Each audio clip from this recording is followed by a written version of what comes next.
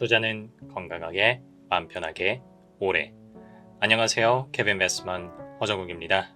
오늘 촬영일자 5월 27일 화요일입니다. 셀트리온이 무상증자 결정을 발표했습니다. 바로 어제였는데요. 안타깝게도 어제 당장 주가가 엄청 좋게 반응하거나 그랬던 건 아닌 것 같아요. 그리고 오늘 주식시장도 보면 이번에 무상증자가 그렇게 셀트리온의 하락하던 주가 추세를 반등을 시킬 정도로 힘이 강력하지는 않은 것 같은데, 수강생분들 중에서 실시간으로 질문을 주신 분이 좀 계셔가지고요. 영상을 찍게 되었습니다. 오늘은 셀트리온이 무상증자를 결정을 했는데 어떤 구조로 결정을 했는지, 그리고 무상증자라는 개념 자체가 좀 헷갈리시는 분들이 계실 것 같아요. 그래서 무상증자 자체가 뭔지, 그리고 왜 하는지, 우리가 셀트리온과 관련해서는 어떻게 바라봐야 되고 투자에는 어떻게 녹여내야 되는지 말씀 나눠보겠습니다. 화면으로 가시죠. 어디였습니다. 5월 26일자 날짜로 무상증자 결정 공시가 떴죠. 네, 먼저 공시 캡처를 해왔습니다. 무상증자도 일단 증자예요. 그래서 우리 유상증자 보는 거랑 굉장히 비슷하게요. 증자 전에 발행 주식 총수가 몇 개였냐 먼저 확인을 하셔야 됩니다. 그래서 2억 2천만 주 정도 있었다 확인을 해주시면 되고요. 그 다음에 2억 2천만 주가 발행이 되어 있는 상태에서 이번에 신주로 발행되는 거는 몇 개냐? 847만 주다. 그래서 보통 한 주당 신주 배정 주식수는 0.04주당. 이걸 약간 배당으로 치환을 한다면 배당 수익률이 한 4% 정도 된다. 비슷한 개념으로 가져가셔도 좋을 것 같아요. 여러분들이 셀트리온을 몇 주 가지고 계신 주주분들이었다고 한다면 여러분들이 갖고 계시는 한 주당 0.04주 정도 신주가 배정이 된다. 그리고 여러분들은 이거 무상증자이기 때문에 여러분들이 주식 받아간다고 해서 돈을 납입해야 된다거나 그런 거는 아닙니다. 신주 배정 기준일을 한번 보셔야 되는데요. 신주 배정 기준일이 6월 10일입니다. 그래서 뒤에서도 좀 말씀을 드리겠지만, 만약에 여러분들이 굳이 이번 셀트리온이 무상증자를 함으로써 발행하는 신주를 받아가셔야 되겠다라고 하면 6월 10일 날 기준으로 주주셔야 하기 때문에 거래일 기준으로 그 이틀 전 6월 10일이 찾아보니까 화요일이었던 것 같아요. 그러니까 월요일, 그 전날 월요일, 그리고 그 전에 거래일이라고 하면은 금요일 기준으로 매수가 주문이 들어가셔야 여러분들이 셀트리온의 신주를 받아가실 수 있다라는 정리해드립니다. 그러면은 무상증자가 뭔지를 한번 말씀을 드려볼게요. 자, 무상증자는요, 여러분들 단어를 끊어서 생각을 해주십시오. 무상 그리고 증자 이렇게 보시면 되는데, 증자라고 하는 것은 자본금을 증가시킨다라는 이야기예요.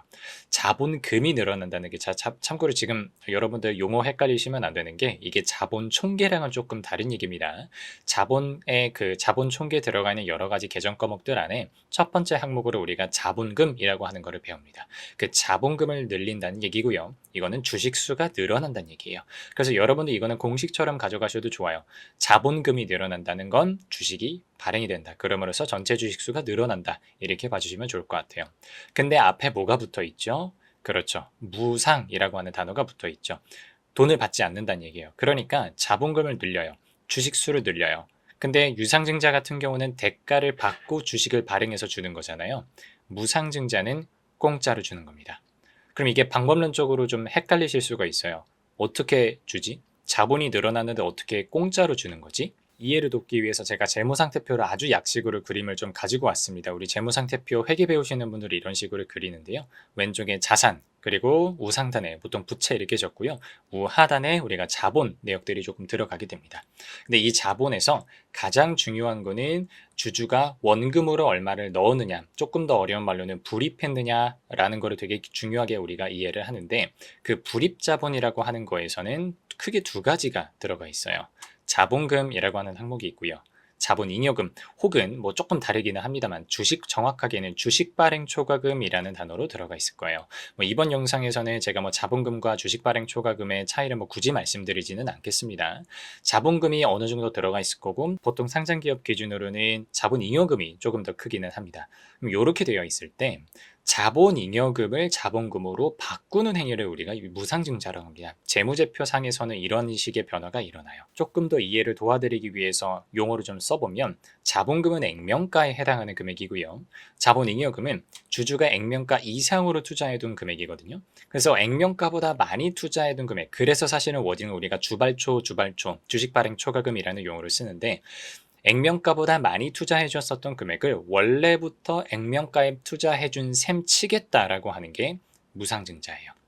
그래서 결론적으로는 자본잉여금이 숫자가 줄어들고 그 금액이 자본금으로 넘어가면서 주식수가 늘어나는 거, 이게 무상증자다 이해해 주시면 될 것 같아요. 그러면 우리가 이런 분석을 해볼 수가 있어요. 제 한간에 최근에 보면은 무상증자가 주주환원에 굉장히 강력한 수단이다 이렇게 분석을 해두시고 기사를 쓰신 분들이 좀 계시던데 사실은 무상증자라고 하는 거를 주주환원이라고 보기에는 저는 조금 어폐가 있다고 생각을 해요. 왜 그러냐면 일단은 자본 총계는 변함이 없어요. 무상증자로 인해서 주주 가치가 늘어나는 것도 아니고요. 주주들한테 어떤 캐시가 리턴이 되는 것도 아니에요.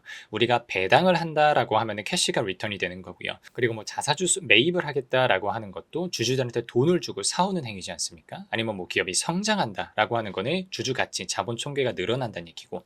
근데 무상증자를 통해서 자본 총계가 변하느냐라고 하면은 자본 총계는 변하지 않습니다. 즉 주주 가치는 변동하지 않아요. 그렇기 때문에 무상증자가 주주환원이라고 이해하시면 안 되는 거고요. 다만 무상증자가 우리 주식시장에서 현실에서 가지고 있는 임팩트 포인트들이 조금 있습니다. 그게 뭐냐면 주식 수가 증가하잖아요. 지금 자본금이 늘어나기 때문에 주식 수가 증가하면 거래량이 활성화가 되고요. 이렇게 되면 그동안에 관심을 받지 못했던 종목에 수급이 붙으면서 주가가 반등한다라는 그런 경험적인 통계들이 있습니다. 그래서 이게 주주환원이라기보단 주가에 어느 정도 모멘텀을 주는 그런 이벤트라고 여러분들이 이해를 해주시면 될 것 같아요. 그래서 보통은 우리가 이론적으로는 그리고 바람직하게는 굉장히 펀더멘탈이 좋은 기업인데 모르긴 몰라도 어떤 이유에서든지 주식시장에서 외면당하고 있는 기업들이 뭔가 모멘텀, 거래량을 불러일으키면서 시장에 관심을 받으면 뭔가 제대로 된 자기 주가를 찾아가는 그런 임팩트들이 있거든요. 그거를 위해서 무상증자라고 하는 공시를 어떻게 좀 퍼퓰러하게 낸다 이런 식으로 보시면 되겠습니다. 그러면 셀트리온 같은 경우도 지금 이런 무상증자라고 하는 테크닉을 써야 하는 시점이냐라는 걸 살펴봐야 되겠죠. 셀트리온 주가를 보시면 올해 3월에 단기적으로는 고점을 찍고 그 4월부터는 만 2달 정도는 계속해서 내려가고 있어요. 특히 3월 말에 지금 20일 이동평균선을 깨면서 장대 음봉으로 깨면서 내려왔던 게 저는 좀 크다고 보고 있고요. 그 이후에 계속해서 장대 음봉이 여러 번 그려지고 그리고 사실은 볼린저 밴드를 계속 이렇게 타고 내려가는 모습이 그렇게 좋지는 않습니다. 그러다 보니까 명확하게 상승의 반전 모멘텀을 주기는 조금 어려운 상황이고 이러한 상황에서 무상증자라고 하는 테크닉을 썼을 때는 뭔가 조금 셀트리온 내가 좋게 볼 수 있나? 그리고 한간에는 이거 무상증자 빔 쏘는 거 보고 들어갈 수도 있나? 그런 여러 가지 의도를 가지고 셀트리온에 관심을 갖는 투자자들이 많아지면서 조금 뭔가 기분 좋은 상황들을 만들어줄 수 있지 않겠느냐 하는 게 셀트리온의 의도라고 저는 개인적으로 판단합니다. 근데 여기서 저는 여러분들한테 이런 강조를 좀 드리고 싶어요. 이게 오늘의 메시지인데요. 저는 수급으로 밀어올린 주가는 수급으로 죽는다고 생각을 해요. 이게 무상증자 테마에서 항상 일어나는 일인데요. 무상증자 빔 혹은 무상증자 테마주 이렇게 이야기를 하면 무상증자라고 하는 공시가 났을 때 모두가 관심을 가질 거라고 예상을 하다 보니까 정말로 그냥 주가가 올라가 버리는 그런 현상들이거든요. 근데 무상증자라고 하는 건 앞에서 말씀드린 신주 배당 기준 그리고 신주의 상장에 이런 일들이 지나가게 되면 결국에는 이 수급 모멘텀이라고 하는 건 사라지고 시장에 충분히 소화가 되기 마련입니다. 그러다 보니까 추가 수급이 나오지 않는 이상 그 주가가 결국엔 다시 제자리를 돌아가면서 빠지는 현상들이 굉장히 많아요. 그래서 여러분들이 셀트리온이 우리가 그래도 좋은 기업이라고 평가가 많이들 하시는 그런 기업인 거는 맞지만 무상증자 하나만 보고 여러분들이 셀트리온에 투자하시기는 조금 위험하지 않나라는 생각이 들고 오히려 보다 본질적으로 최근에 우리 바이오 업체들 어쨌든 핫하긴 하잖아요. 셀트리온 잠깐 찾아보니까 CTP70, P7을 이런 식으로 ADC 항암제 쪽에서 신약 파이프라인을 가지고 있는 것들이 있어요. 이게 그래도 임상 쪽에 걸려 들어가 있고 후보 물질 단계에서는 이미 어느 정도 넘어가 있거든요. 그래서 이런 쪽에서의 호재가 같이 터져야 저는 진짜 호재라고 생각을 하고요. 이런 펀더멘탈 개선과 관련된 이벤트들이 나오면서 무상증자까지 함께 붙는다 라고 하면 그거는 정말 진짜로 우리가 단기적으로 셀트리온의 상승세를 기대해 볼 수 있을 만한 상황인 것 같은데 뭔가 별다른 호재 없이 그냥 무상증자만 가지고 여러분들이 들어가시기에는 조금 신중하시는 게 좋지 않을까라는 생각을 하게 됩니다. 오늘 영상에서는 셀트리온의 무상증자 공시를 정리를 드렸습니다. 제가 이거 이벤트를 가지고 무상증자 빔이 탑승하라 마라 이렇게 말씀드릴 수 있는 정도는 아닌 것 같고요. 다만 무상증자의 개념이 어떤 것이고 보통 기업들이 무상증자를 왜 하는 거고 그럼 우리 투자자들은 무상증자를 어떤 관점으로 바라봐야 되는지에 대해서 말씀을 드렸습니다. 오늘 영상이 여러분들께 도움이 되었기를 바라고요. 여기까지 하겠습니다. 감사합니다.